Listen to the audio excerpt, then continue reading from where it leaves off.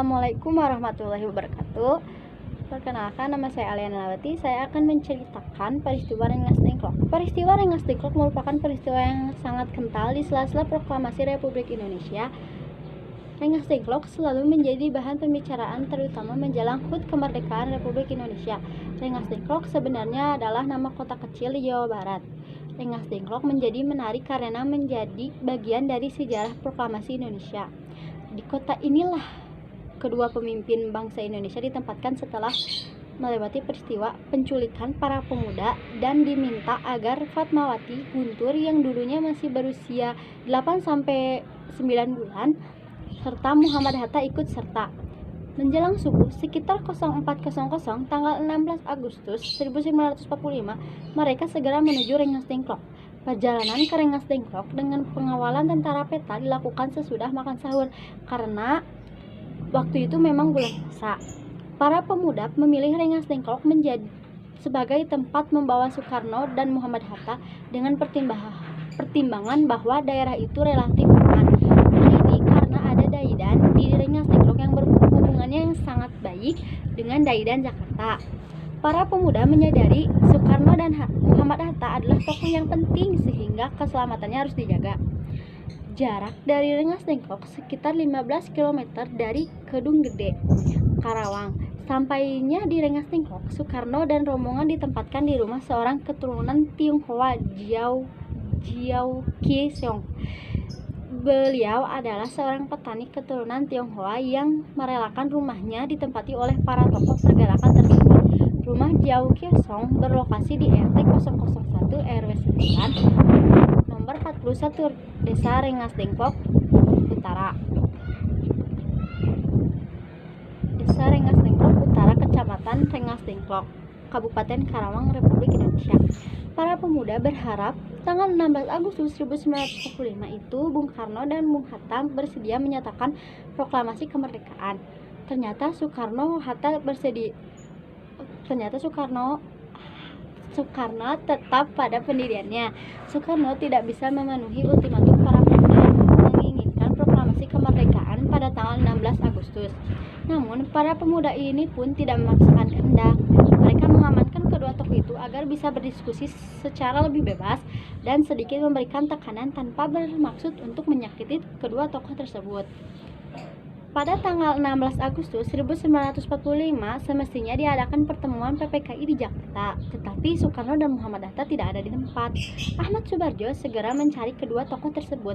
Setelah bertemu Yusuf Punto dan kemudian Wakana, terjadilah kesepakatan Ahmad Soebardjo diantar Rengas Dengklok ke Rengas Dengklok oleh Yusuf Punto. Mereka tiba di Rengas Dengklok pukul 17.30 waktu Indonesia Barat. Kemudian Ahmad Soebardjo berbicara kepada para pemuda dan memberikan jaminan bahwa proklamasi akan dilaksanakan pada tanggal 17 Agustus sebelum pukul 12.00. Akhirnya Soedanco Subeno mewakili para pemuda melepas IR Soekarno, Muhammad Hatta dan rombongan kembali ke Jakarta. Maka berakhirlah peristiwa Rengas Dengklok. Penyebab terjadinya peristiwa Rengas Dengklok adalah perbedaan pendapat antara golongan tua dengan golongan muda mengenai waktu proklamasi merupakan penyebab terjadinya peristiwa Rengas Dengklok. Peristiwa ini terjadi pada tanggal 16 Agustus 1945. Para pemuda membawa IR Soekarno dan Muhammad Hatta ke Rengas Dengklok tujuannya untuk mengamankan Soekarno dan Hatta agar tidak terpengaruh oleh Jepang. Golongan muda menghendaki agar proklamasi dilaksanakan secepatnya tanpa melalui PPKI. Karena golongan muda itu ingin bahwa proklamasi itu tidak dengan persetujuan pemerintah Jepang, karena proklamasi itu harus berdiri sendiri dan mau percaya diri untuk melaksanakan proklamasi tersebut. Kenapa pemilihan tempat ke Rengas Dengklok? Karena Rengas Dengklok itu letaknya sudah jauh dari kota Jakarta sehingga tidak diganggu oleh pihak Jepang, dan merupakan kota yang pertama kali bebas dari kekuasaan Jepang yang telah diduduki oleh para anggota PETA yang dipimpin oleh Soedanco Subeno. Waktu terjadinya peristiwa Rengas Dengklok. Peristiwa Rengas Dengklok adalah peristiwa yang dimulai dari penculikan yang dilakukan oleh sejumlah pemuda, yaitu Soekarni, Wikana, dan Khairul Saleh dari perkumpulan Menteng 31 terhadap Soekarno dan Hatta. Peristiwa ini terjadi pada tanggal 16 Agustus 1945 pukul 03.00 waktu Indonesia Barat. Soekarno dan Hatta dibawa ke Rengas Dengklok, Karawang, untuk kemudian didesak agar mempercepat proklamasi kemerdekaan Republik Indonesia. Sampai dengan terjadinya kesepakatan antara golongan tua yang diwakili oleh Soekarno dan Muhammad Hatta serta Mr. Ahmad Subarjo dengan golongan muda tentang kapan proklamasi akan dilakukan. Pada 14 Agustus 1945, Jepang menyerah tanpa syarat kepada sekutu.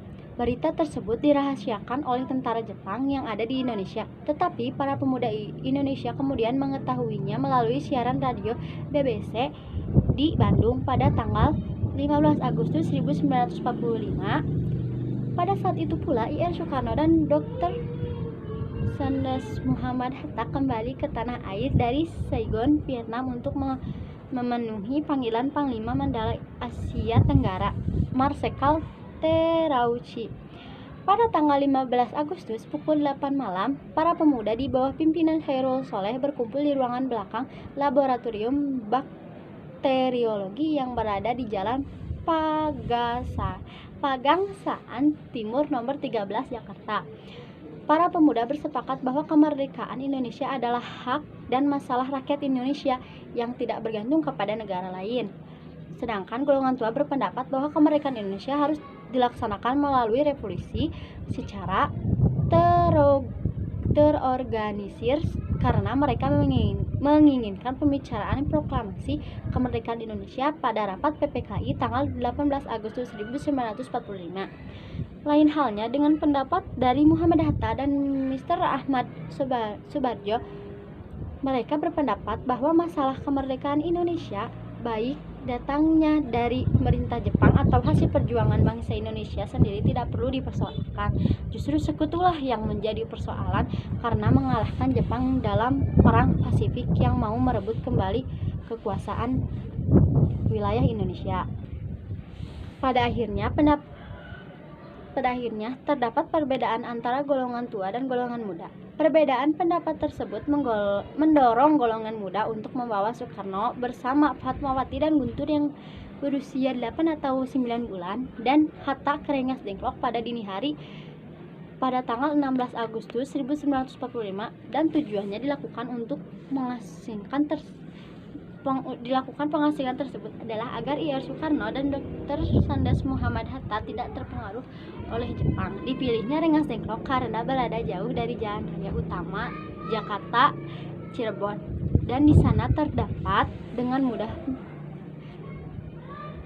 mengawasi tentara Jepang yang hendak datang ke Rengas Dengklok, Karawang, Jawa Barat. Di Rengas Dengklok, Soekarno dan Hatta menempati rumah milik warga masyarakat yang bernama Jokisong keturunan Tionghoa. Golongan muda berusaha untuk menekan kedua pemimpin bangsa tersebut, tetapi karena kedua pemimpin tersebut berwibawa yang sangat tinggi, para pemuda merasa segan untuk mendekatinya, apalagi untuk menekannya. Ir Soekarno menyatakan bersedia untuk memproklamasikan kemerdekaan Indonesia setelah kembali ke Jakarta melalui pembicaraan dengan Sudanco Singgih. Maka Sudanco Singgih kemudian kembali ke Jakarta untuk memberitahu pernyataan Soekarno tersebut kepada kawan-kawannya dan pemimpin muda. Pada saat itu juga di Jakarta, golongan muda Wikana dan golongan tua Ahmad Subarjo melakukan perundingan. Hasil perundingannya adalah bahwa proklamasi kemerdekaan Indonesia harus dilaksanakan di Jakarta. Selain itu, Laksamana Tadashi Maeda mengizinkan rumahnya untuk tempat perundingan dan ia bersedia untuk menjamin keselamatan para pemimpin bangsa. Akhirnya Soekarno dan Hatta dijemput di Rengas Dengklok. Teks proklamasi kemerdekaan Indonesia dirumuskan oleh Ir Soekarno, Muhammad Hatta, dan Ahmad Subarjo di rumah Laksamana Tadashi Maeda.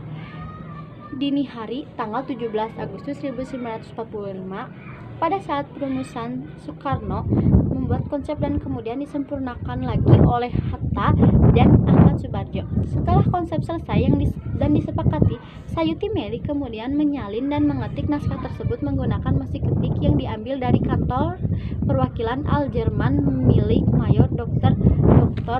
Herman Kandeler. Pada awalnya, proklamasi kemerdekaan Indonesia akan dibacakan di lapangan Ikada, tetapi melihat jalan menuju lapangan Ikada dijaga ketat oleh pasukan Jepang bersenjata lengkap, akhirnya pembacaan teks proklamasi kemerdekaan Indonesia dilaksanakan di kediaman Ir Soekarno, yaitu di Jalan Pagangsaan Timur nomor 56 Jakarta. Pada hari Jumat, 17 Agustus 1945, pertengahan bulan Ramadan, pukul 10.00 dibacakanlah teks proklamasi kemerdekaan Indonesia oleh Soekarno dan kemudian disambung dengan pidato singkat tanpa teks bendera merah putih yang dijahit oleh Ibu Fatmawati dikibarkan oleh seorang prajurit peta, Latif Hedraningrat, yang dibantu oleh Sohod. Setelah bendera berkibar, hadirin menyanyikan lagu Indonesia Raya secara bersama-sama. Sekian dari saya. Apabila ada kesalahan mohon dimaafkan. Wassalamualaikum warahmatullahi wabarakatuh.